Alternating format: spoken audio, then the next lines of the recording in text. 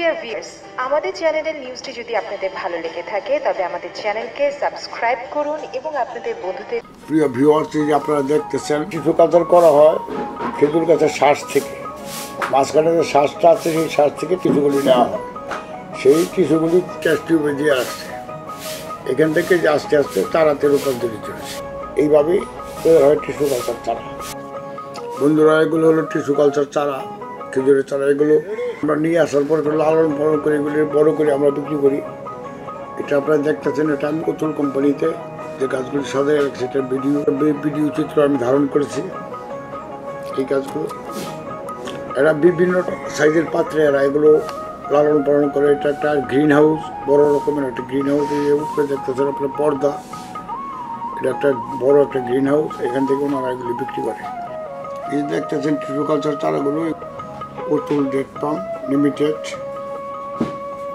এই চারাগুলো আপনাদেরকে দেওয়ার জন্য আমরা এনে রেখেছি।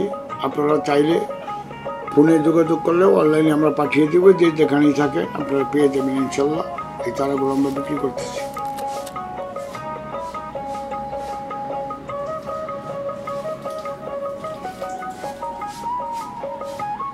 এই চারাগুলো আমাদের কাছে রেডি আছে, আপনারা চাইলেই পাইতে পারেন। অনলাইনেই আমরা বেশিরভাগ গাছ বিক্রি করতেছি। আপনারা যার লাগবে স্ক্রিনে দেওয়া নাম্বারে যোগাযোগ করলে আপনাদেরকে পাঠিয়ে দেওয়া হবে। আর মনোযোগের সহিত গাছ লাগানোটা শিখেন। গাছ কিনবেন, কেনাটাই বড় কথা, কিন্তু আগে শিখতে হবে লাগানোটা। সঠিকভাবে যদি গাছ আপনারা না লাগান তাহলে কিন্তু ভালো সুফল পাবেন না। ঠিকভাবে যদি আপনি গাছ না লাগান, তার সার গোবর ঠিক মতো না দিন, তাহলে কিন্তু গাছে ভালো কোনো রেজাল্ট আসবে না। সঠিকভাবে কাজটা গেলে অল্প দিনেই 2 বছরে ইনশাল্লাহ খেজুর আসবে। প্রিয় ভিউয়ার্স, যে আপনারা দেখতেছেন একটা গর্ত, এটা 3 ফুট বাই 3 ফুট করা হয়েছে। আপনারা যদি 3 ফুট সম্ভব না হয়, কমপক্ষে টিস্যু কালচার খেজুর গাছের বেলা কমপক্ষে 2 ফুট বাই 2 ফুট করতে আপনাদের করতেই হবে।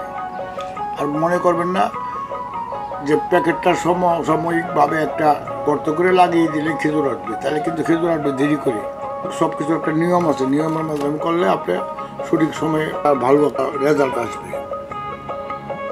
সঠিক সময়ে ভালো রেজাল্টের জন্য ভালোভাবে গাছ লাগাইতে হবে, এটা নিয়ম। এই যে দেখেন গর্তের মাটিগুলো সরাইতেছে, সরানোর পরে এগুলোর সাথে সার গোবর মেশানো আছে, এই মাটি দিয়ে ভরতেছি। ওই আগের মাটিগুলো কিন্তু ফেলে দিছি আমরা। এই দেখতেছেন আপনারা, এতে গোবর সার বার্মি কম্পোস্ট আছে। বার্মি কম্পোস্ট না পারলেও চলবে, আপনি গোবর সার দিয়ে লাগাইলে চলবে। নিচের মাটিটা উপরে মাটিটা নিচে আবার গর্তে দিয়ে এটাকে আবার উলট পালট করে ভালো করে এটা উলট পালট করে পজিশনে নিয়ে নিতে হবে। যে দেখতেছেন মোটামুটি একটা ভালো পজিশনে নিতে হবে। তারপরে যে চারাটা খুলে সুন্দরভাবে পলিথিনটা ছিঁড়ে বেলের দিয়ে কেটে নেবেন। অনেক সময় চাপ পড়ে যাবে। সেই যে দেখেন কীভাবে লাগাইতেছে। আপনারা আগে শিখেন, গাছ লাগানো শিখেন। টিস্যু কালচার গাছে একটু যত্ন বেশি লাগে, খাবার একটু বেশি দিতে হয় প্রথম অবস্থায়। তারপর তেমন খুব একটা যত্ন নিতে হয় না খেজুর গাছের বেলা। এই যে দেখেন উপরে আরও কিছু সার মাটি মিশানো দেওয়া হইতেছে, দিয়ে এগুলো সুন্দরভাবে মিশাই দেওয়া হইতেছে। মিশাই দেওয়ার পরে এগুলো তারপরে পানি দিয়ে দিবে ইনশাল্লাহ। এই দেখেন পানি দেওয়ার জন্য একটু গর্ত করে নেওয়া হয়েছে, যাতে পানিটা ওখানে আটকে থাকে। বাইরে একটা লাইন করা হইতেছে, দেখতেছেন ওইখানেও আবার পানি দিবে, অতিরিক্ত পানি ওইখানে দিবে। ওই যে দেখেন পানি দেওয়া হইতেছে, এই পানিটা শোষণ করিয়া আস্তে আস্তে গোড়ার দিকে যাবে। আর এখন নগদ ওই গাছে গোড়া একটু পানি ঢেলে দেওয়া হয়েছে নগদে। এখন এগুলি মিক্সার হয়ে সব এক কাকার হয়ে গেছে। এখন এই যে দেখতেছেন গাছটা কত সুন্দরভাবে লাগানো হয়েছে। এইভাবে আপনি টিস্যু কালচার গাছগুলো লাগাবেন। আগে গাছ লাগাতে শিখেন।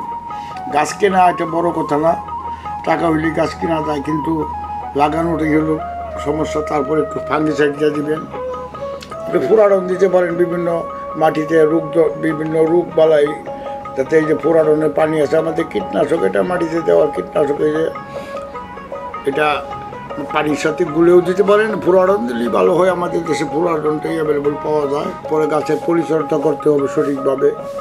গাছগুলোকে আপনি সঠিকভাবে পরিচর্যা করবেন।